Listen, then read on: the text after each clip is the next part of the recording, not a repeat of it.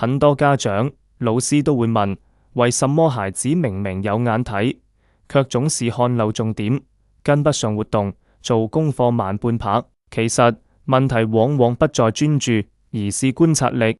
觀察力是所有學習與社交的起點。孩子如何看世界，就如何理解世界。看得見什麼，就能學到什麼。而桌遊正正是一個自然又安全的觀察力訓練場。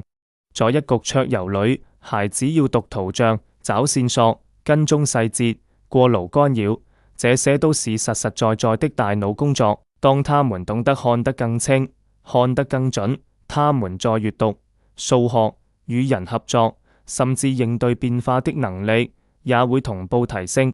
如果你想真正懂得如何利用桌遊去訓練視覺線索、細節覺察和信息過濾，如何把一款遊戲拆成能力，以及如何在日常活動中轉化成具體教學策略，玩出桌遊力，10款精選桌上遊戲線上課程就是為你而設。如果你希望孩子學得更快、合作更好、思考更深，這門課會成為你最實用的工具。